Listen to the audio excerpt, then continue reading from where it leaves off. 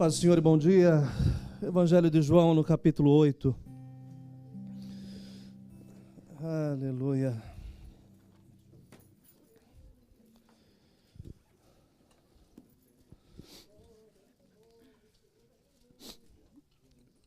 Os irmãos sabem que eu tenho uma dificuldade para receber elogios.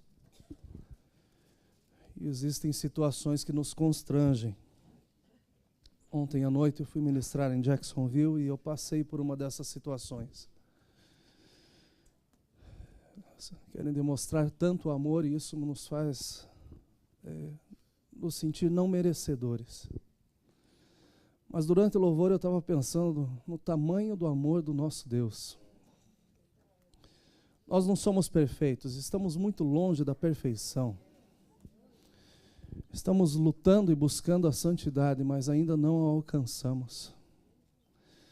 Mas é impossível que você esteja dentro dessa casa, ou que esteja nos acompanhando de qualquer lugar nessa manhã, que você não tenha sido abraçado pelo Senhor nesse momento.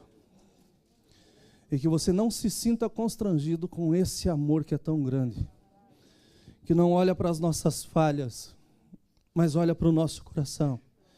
E sabe o quanto nós o desejamos, o quanto nós o amamos. Eu me constranjo com esse amor, meus irmãos. E eu oro a Deus para que esse amor nos constranja como igreja, em nome de Jesus. São João, no capítulo 8, nós vamos ler o verso de número 12.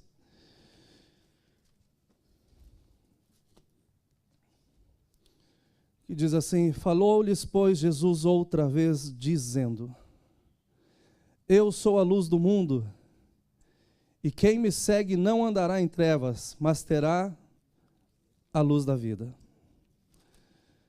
Um outro texto que está em João ainda, no capítulo 3, do verso 19 a seguir, diz assim: e a condenação é esta, que a luz veio ao mundo, e os homens amaram mais as trevas do que a luz, porque as suas obras eram más. Porque todo aquele que faz o mal aborrece a luz e não vem para a luz, para que as suas obras não sejam reprovadas. Mas quem pratica a verdade vem para a luz, a fim de que as suas obras sejam manifestas, porque são feitas em Deus. Amém? Os irmãos podem se assentar.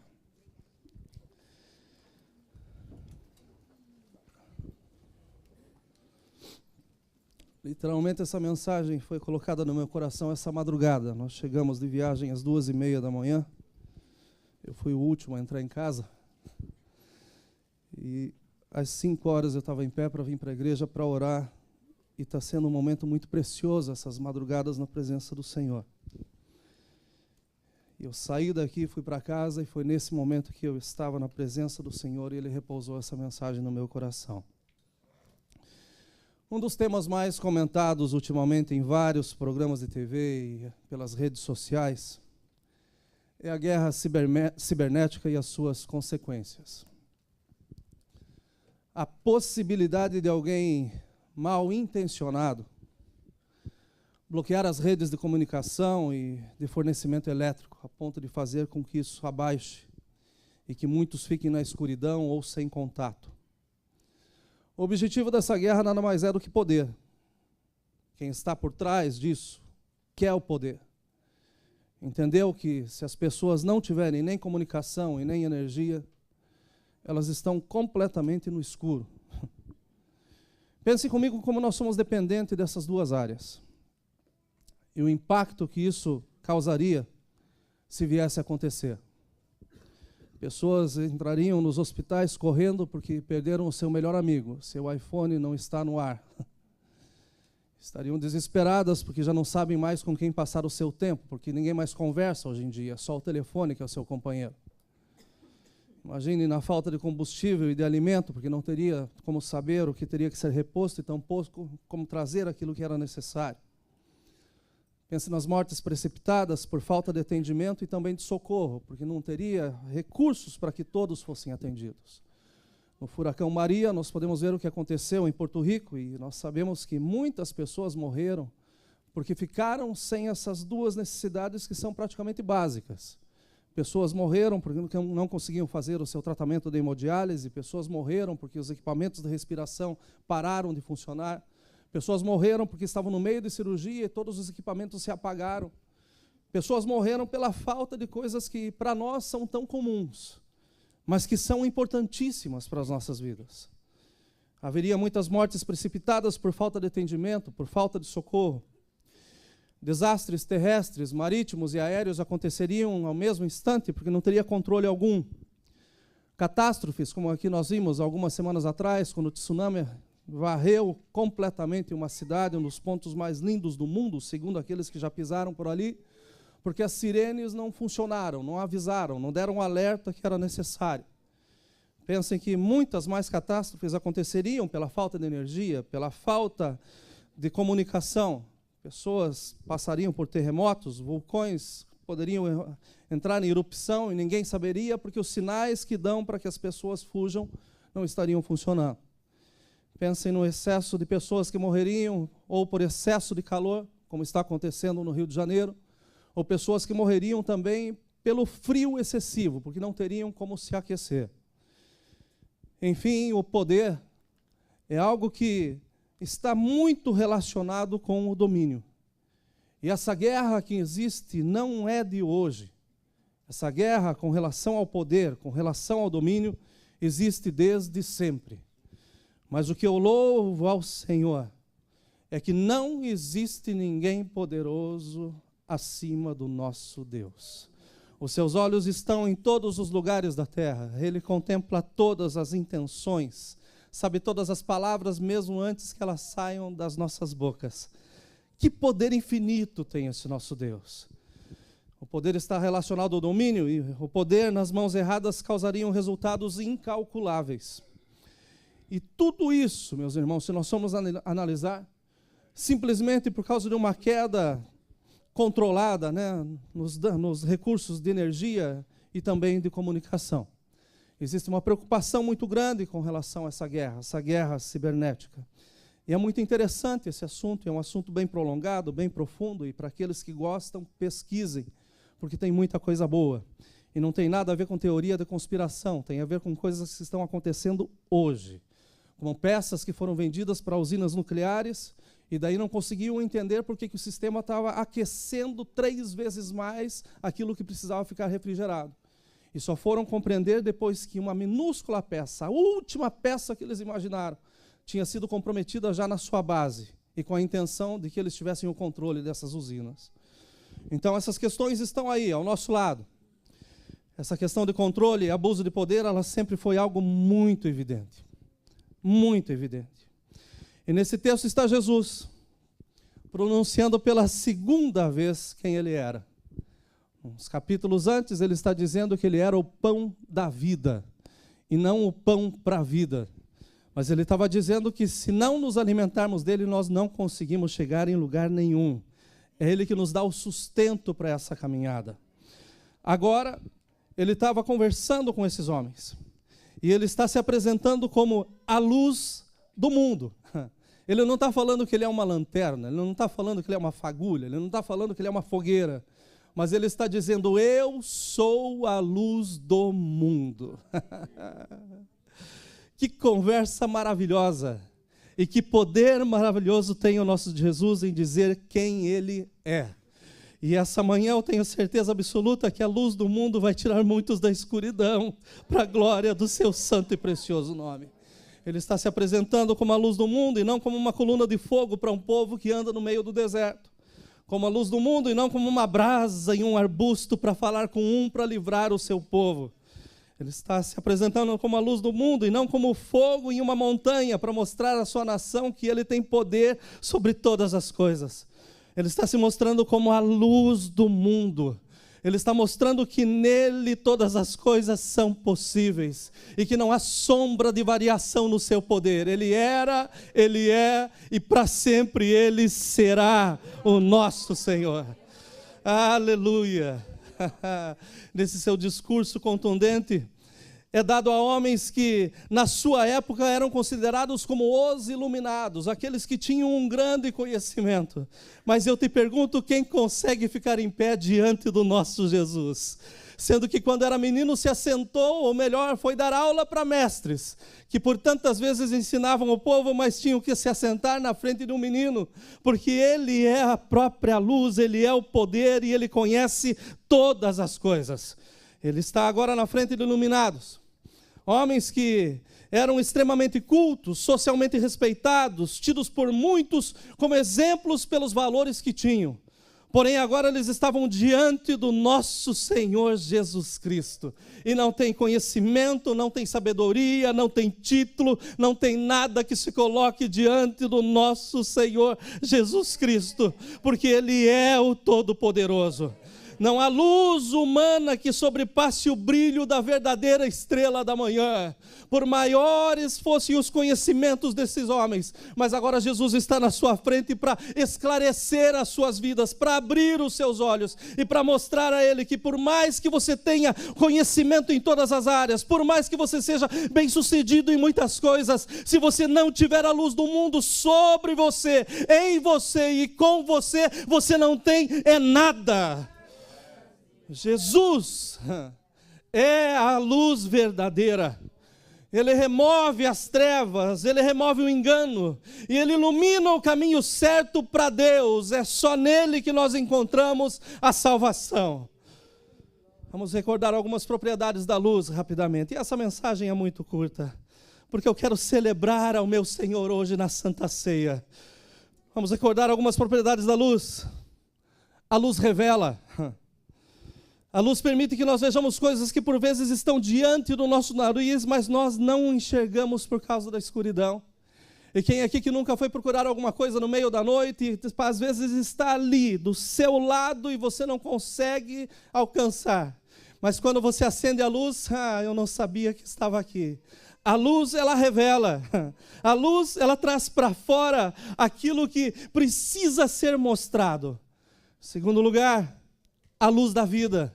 E nós sabemos que a fotossíntese só acontece por causa da luz, a presença da luz. Nós sabemos que o nosso relógio biológico depende da luz. Nós somos seres que têm o metabolismo que muda de acordo com a luz, com a presença da luz. A luz desperta em nossos cérebros a sensação de cores, e ela nos dá a energia necessária, ou para nós estarmos acordados, ou para nós dormirmos. A ausência dela nos faz dormir. E é muito difícil a pessoa que chega e fala assim, deixa eu acender a luz para mim poder dormir. A não ser que você tenha medo de assombração. Mas deixa eu te falar que a luz não adianta nada. O que adianta é ter o Senhor Jesus acampado com você. É o anjo do Senhor ao teu lado. Não precisa luz, porque luz não espanta as trevas. O que espanta as trevas é a presença do Senhor. A luz, que eu digo a física, não adianta acender uma tomada. Adianta você ter no seu coração a certeza que você tem dono, e o nome dele é Jesus Cristo. Existe uma síndrome bastante interessante. É uma desordem afetiva que acontece normalmente no inverno. Para os irmãos que mudaram do frio para cá e que amam esse calor, que a gente não entende. Mas é verdade que chega um período que você vai para Boston, para aquelas regiões mais frias, e sinceramente, se entra na igreja, parece que tem uma nuvem negra. É por causa do inverno. E foi detectado que isso é uma síndrome que existe. Porque os dias são tão escuros, as pessoas se sentem mais deprimidas. As pessoas estão mais para dentro, elas não estão mais com vontade de ir para fora. Já não é o caso meu e da minha família. Nós adoramos quando está frio, gente. Passear de camiseta com 45 é uma maravilha. Essa semana estava sendo bom demais vir para a oração de bermuda cedo. Gente, despertar assim, sabendo que Deus dá aquele ventinho gostoso. Isso é bom demais. Mas tem uma síndrome. Dizem que as pessoas que moram no norte sofrem 10 vezes mais do que as pessoas que moram na Flórida. E é por causa disso. E sabe qual que é o tratamento, meus irmãos, para que as pessoas melhorem dessa síndrome? É algo muito simples. Os psicólogos ganham dinheiro para falar para elas, acenda uma lanterna, pegue uma luz, acenda uma vela perto de você e veja que a luz ela vai começar a te trazer vida. Tantas pessoas que estão na escuridão, meus irmãos, sofrendo por tantas coisas, que não têm entendido que não precisam de uma lanterna, mas têm a luz do mundo disponível para estar ao seu lado e fazer com que os seus dias sejam completamente felizes. A luz, ela dissipa as trevas. E essa questão de dissipar as trevas, ela é fantástica, porque eu nunca vi luz e trevas estar no mesmo lugar. E é por isso que por tantas vezes nós que somos filhos de Deus, nós que temos o Senhor nas nossas vidas, às vezes entramos em ambientes que as pessoas se sentem mal, se sentem más. Não é você que se sente mal, não sou eu que me sinto mal, são eles, porque a luz ela não tem comunhão com trevas. Então quando nós chegamos, o brilho do Senhor Jesus tem que apresentar-se através de nós para esses lugares. A luz aquece.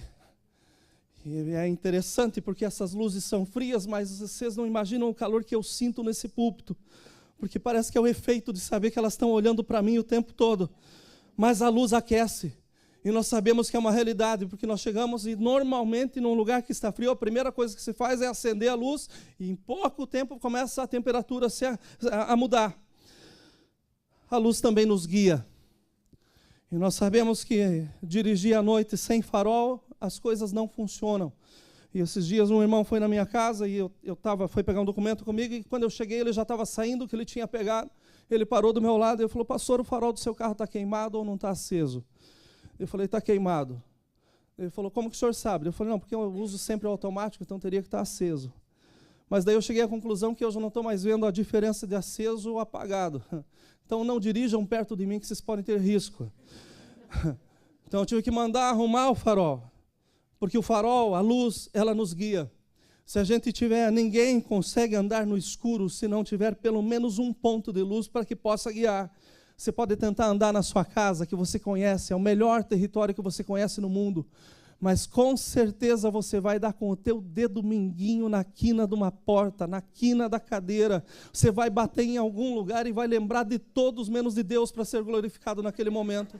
A verdade é que a luz, ela nos guia. Nós precisamos da luz para as nossas vidas. Esses homens eram muito cultos. Eles ouviram essa declaração muito forte de Jesus. E eles entenderam o seguinte: essa luz, ela nos confronta. E movidos pelos seus ideais e pela escuridão que os cegava, eles resolveram apagar a luz. Eles resolveram falar: olha, nós temos que apagar esse Jesus. Nós temos que fazer com que essa luz que está nele, aquilo que nós não entendemos e que parece ser tão nocivo, algo que vai contra os nossos valores, que vai contra os nossos preceitos, nós temos que tirar isso do nosso meio. Vamos fazer com que isso se afaste de nós. Então eles fazem isso acusando o nosso mestre, maltratando o nosso mestre, escarnecendo dele, humilhando o nosso Senhor Jesus, ferindo-o selvagemmente e por último crucificando. Talvez eles estivessem dizendo: essa luz não nos incomoda mais, mas essa luz ela veio para todo mundo e ela é a luz que ilumina todo mundo. Ele é a luz do mundo, e ainda com os seus braços estendidos, completamente envergonhado, prestes a perecer, essa luz foi suficiente para acender o coração de um homem que estava crucificado ao seu lado, um malfeitor que era merecedor do castigo que estava passando, mas ele recebe uma palavra de Jesus dizendo: olha, hoje ainda estarás comigo no paraíso. Essa luz, ela dá vida, essa luz, ela nos dá garantia, certeza da vida eterna. Aleluia, aleluia, aleluia. Esse pecador está lá, mas agora ele recebe a certeza da salvação. E então Jesus não morre, mas Jesus se entrega, e ele diz: olha, Pai, nas tuas mãos eu entrego o meu espírito, ainda que tentem apagar a minha vida, ainda que tentem apagar essa luz ela vai continuar a brilhar para todo sempre. E hoje, 2000 anos depois, nós nos reunimos aqui para celebrar Jesus, a luz do mundo, que um dia foi acesa nos nossos caminhos, foi acesa no nosso coração, tem nos mantido em pés até aqui, e a Ele a igreja dá glória. Aleluia, aleluia, aleluia. Ah, essa luz, essa luz, Jesus se entrega. E quando ele se entrega, o sol se apaga, as trevas dominam, as rochas, as montanhas se fendem, a terra se fende. E finalmente os homens pensam: está vencido. Conseguimos fazer o primeiro blackout, e conseguimos fazer com que a luz apagasse, e conseguimos fazer com que não tenha mais essa luz em lugar nenhum. E encerram essa luz dentro de um túmulo.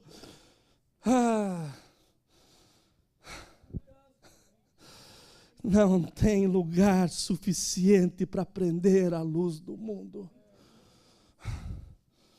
Eu visitei uma fazenda 2 semanas atrás que simulava a vida no campo, sem a presença da eletricidade, e foi muito engraçado.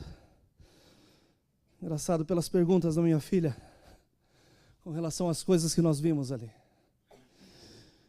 E colocaram uma senhora que eu acho que tem a idade da casa, mais ou menos. A casa deve ter uns 120 anos, aquela senhora deve ter uns 120 anos também. Vestida com roupas da época, sua chaleira em cima do fogão, fogão a lenha, ferro de passar roupa com brasa, aquelas coisas assim muito bacanas, que eu não vi, me contaram. Mas coisas assim que estão no passado, são história. Mas uma das coisas que a senhora nos explicou e me relembrou é que naquela época o dia era mais curto. Porque o dia começava um pouquinho antes do pôr do sol nascer, e terminava assim que o sol se opõe, e se declinava. Então a vida parecia ser mais curta. Mas como esse povo era produtivo, plantações, não tinham ferramentas, os móveis da casa faziam. Tudo era produzido em casa. E faziam usando o pouco tempo que tinham. Eu saí de lá pensando que eu estou, por tantas vezes, desperdiçando o meu tempo. Porque se eles conseguiam fazer sem tecnologia naquela época, por que nós não fazemos hoje? O que nós estamos fazendo com o nosso tempo? É verdade que o sol faz toda a diferença. Tem uma cidade chamada Norilsk, na Rússia. E é um dos poucos lugares do mundo, meus irmãos, onde uma pessoa pode perguntar se é dia ou noite, em qualquer hora do dia, sem que alguém dê risada dela. Porque essa cidade fica tendo 3 meses de noite. Começa em novembro e termina em fevereiro. São 3 meses sem a luz do sol. Vocês imaginem como que deve ser o organismo dessas pessoas. Porque se tem pessoa que não pode ver a luz um pouquinho mais baixa que já precisa dormir, 90 dias na escuridão ia ser... iam hibernar, iam se tornar urso esse povo. O sol não nasce, ele passa por um período em que nós sabemos que ele está lá, mas ele não alcança. Eu creio que os irmãos devem pensar que é difícil viver 90 dias na escuridão. Mas no meu coração essa madrugada estava queimando. Como que as pessoas viveram 3 dias sem o sol da justiça. Como que as pessoas viveram 3 dias sem a luz do mundo. Eu penso como estava o fervor dentro das casas. 3 dias em que as trevas eram palpáveis. O Filho de Deus tinha sido tirado do meio do povo. O Messias, que era tão esperado, tinha sido morto. Eu creio que você podia apalpar no meio da rua a escuridão, o peso que havia no ar. Penso que as pessoas não tinham coragem de sair das suas casas. O seu conhecimento não era o suficiente para explicar os fenômenos que haviam ocorrido. Mortos que ressuscitaram. Talvez os doutores estavam tentando justificar, achar uma saída para dizer para o povo o que havia acontecido. A escuridão do céu. Acabou a energia do sol. Talvez ficaram tentando entre eles achar alguma coisa. Como podemos explicar isso? E a terra, e as rochas que se fenderam? Agora, mais do que isso, e o véu do templo que foi rasgado de cima a baixo. Algo tão espesso como aquilo, como pode ser cortado. E agora qualquer um pode olhar e ver para o lado de dentro. Eu creio que as indagações eram tremendas. E eles ficavam dizendo, quem pode explicar tudo isso? E a explicação era muito fácil, foi porque eles viraram as costas para a verdadeira luz. Foi a primeira vez que fizeram com que a energia que dava brilho para todos fosse tirada para fora. Talvez agora eles olhassem um para os outros e pensando, acabou o primeiro dia, na mesma escuridão, como será o dia de amanhã? E despertam, está escuro também. E como vai ser amanhã? Será que vai estar escuro também? Será que vai ser essa mesma escuridão? Será que a nossa vida vai ser agora, desse momento, vamos ter que mudar a nossa forma de viver porque estamos no meio das trevas? Mas por outro lado, eles pensavam, nós temos o poder, porque nós tiramos do nosso meio aquele que diz ser a luz do mundo. Nós somos donos do nosso destino. Não sabiam eles, meus irmãos, que enquanto a luz do mundo não estava brilhando no meio deles, ela estava brilhando nas mais densas trevas. Ela estava vencendo o inferno e a morte. Ela estava fazendo aquilo que era impossível para nós. Aquilo que talvez nós levássemos uma vida inteira para chegar à conclusão que nós não conseguiríamos. Em 3 dias, a luz do mundo foi lá e fez por nós. E no 3º dia, enquanto eles esperavam a escuridão, amanhece o dia diferente. Porque o nosso Senhor Jesus Cristo ressuscitou. A luz do mundo continuava brilhando. Uma luz brilhou, trazendo alegria a todos os povos. E é por isso que nós estamos aqui hoje. Não porque nós mereçamos, mas é porque Ele nos amou primeiro. Ele sabe porque Ele veio para trazer o calor da sua presença às nossas vidas, para mostrar com a sua luz que o caminho é possível, que ainda que seja estreito, mas se permanecermos nele, o caminho é certo.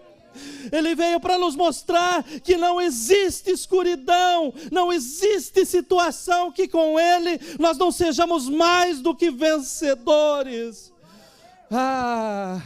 Esse amor me constrange, essa luz, esse calor desse sol me constrangem, porque hoje, talvez, por muitas vezes nós tenhamos e estejamos agindo como esses mesmos homens que sabem de tudo, que conhecem tudo e que por tantas vezes estamos deixando a luz do mundo do lado, pensando agora não, agora mando eu, agora vivo eu, agora faço eu. Mas deixa eu te lembrar que sem a luz do mundo em nossas vidas, nós não somos nada. Ele é tudo para nós, Ele é tudo em nós e Ele faz tudo através de nós. Ele é a primazia de todas as coisas. Eu sou a luz do mundo. E quem me segue não andará em trevas.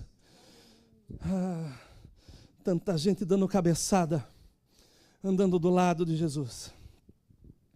Tanta gente se ferindo, porque pensa que Jesus não precisa estar junto em algumas situações. Mas deixa eu te lembrar que quando o Senhor Jesus entra, Ele não entra porque Ele arromba o nosso coração. Não, a Bíblia diz que Ele está à porta e Ele bate. E aquele que abre, Ele entra e faz morada. E se nós abrimos as portas, é impossível, meus irmãos, sentir o calor do sol da justiça. E dizer, eu consigo viver na mesma forma que eu andava. Eu consigo viver sendo vazio. Eu consigo viver sendo frio. É impossível, porque aquele que experimentou Jesus nunca poderá substituí-lo por qualquer outra coisa. Eu prego essa manhã com muita alegria, porque a luz da vida, a luz do mundo está aqui no nosso meio. E Ele tem um lugar especial para você hoje. Para você que pensa que por tantas vezes a tua vida está sob o teu controle. para você que faz da sua vida aquilo que você pensa, aquilo que você quer, anda da forma como você quer. Deixa eu te lembrar que Jesus veio para nos dar direção, Ele veio para nos mostrar que Ele é o caminho, e se Ele é o caminho, andemos por Ele. É o momento de nós nos levantarmos e dizer: Senhor Jesus, é contigo que eu quero ficar. Esses homens não entenderam a proposta de Jesus. Eles não entenderam que o pão da vida, que a luz do mundo, que a água da vida, queria entrar nos seus corações e fazer deles novas criaturas. Hoje é dia, meus irmãos, para nós repensarmos na nossa caminhada com a luz do mundo. Nós estamos aqui para celebrar o amor de Jesus, para celebrar aquilo que Ele fez por nós, e olha, ninguém poderia fazer, mas Ele fez. Ele venceu a morte, Ele venceu o inferno. A palavra nos fala que Ele tem nas suas mãos a chave do inferno e da morte. Ele é todo poderoso e Ele tem condições de fazer com que as nossas vidas sejam mudadas. O que devemos fazer, pastor? Nós colocamos no nosso coração que esse ano é o ano da oração. E quando nós começamos a orar, nós começamos a abrir a nossa vida, abrir a caixa preta do nosso coração, da nossa vida, e mostrar para Ele que nós não somos autossuficientes. Mas em algum ponto da nossa vida nós encontramos que talvez a gente esteja falhando, deixando com que Jesus não pareça ter tanto poder como Ele tem. Quando nós permanecemos nas coisas que achamos que não tem problema, que é um desvio, que é só um erro, a verdade é que Jesus nos traz para a luz para nos revelar. E a única forma de Jesus se revelar a cada um de nós é através da oração e através da leitura da sua santa palavra. Se nós não orarmos e não estarmos debruçados na palavra do Senhor, nós nunca vamos saber se os nossos caminhos são agradáveis ou não a Ele. É tempo de, como igreja, nós nos levantarmos diante do Senhor, mas nos levantarmos de joelho e buscarmos a sua face. E eu tenho certeza que Ele quer ser revelado para o seu povo. Mais um mês passou, e eu tenho certeza que nós não chegamos aqui como heróis, como campeões. Passamos um mês e não tivemos nenhum erro, não fizemos nada de errado. Não pequei esse mês. Se tiver algum louco para falar isso aqui, você está errado. Nós pecamos o tempo todo. Mas deixa eu te lembrar que a misericórdia do Senhor nos levantou essa manhã e nos trouxe até aqui. Mas um dia essa misericórdia vai ter fim, porque o nosso Jesus vai voltar. A luz do mundo vai estar na sua frente. E eu te pergunto hoje, aonde ela está agora? Você está andando na luz? Ou você está deixando a luz de lado e seguindo os teus próprios caminhos? Esse momento que nós temos da Santa Ceia é um momento para nós pensarmos, para nós analisarmos a nossa vida. E se nós encontrarmos em nós algum caminho mau, hoje ainda é dia, hoje nós temos tempo para confessar os nossos pecados e alcançar do Senhor o perdão através da sua misericórdia. Nós vamos lembrar de Jesus. Nós vamos lembrar dessa luz do mundo que veio, foi para o céu, mas que está voltando para buscar um santo puro, zeloso e que tem boas obras. Eu lembro de João ainda no capítulo 3, quando um homem cheio de si mesmo, um doutor da lei, se aproxima de Jesus. E se aproxima na escuridão da noite, porque ele não queria que ninguém visse o que ele ia fazer. Agora eu saio na calada, não tem ninguém olhando, deixo ir lá procurar o mestre.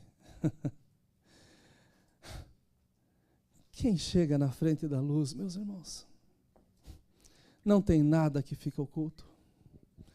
Jesus tem uma conversa tão linda com esse homem e tão transformadora, que nós vemos alguns capítulos adiante que esse homem foi um daqueles que foi querer buscar o corpo de Jesus. Porque quando a luz chega, ela traz mudança. Eu tenho certeza absoluta que a luz do mundo está aqui. Tenho certeza absoluta que a luz do mundo está começando a brilhar e aquecer e dar caminho, fazer com que aquilo que não era seja mostrado, aquilo que não precisa e não pode ser feito seja tirado dos nossos caminhos, para que o seu santo nome seja glorificada. Senhor, eu te agradeço por esse momento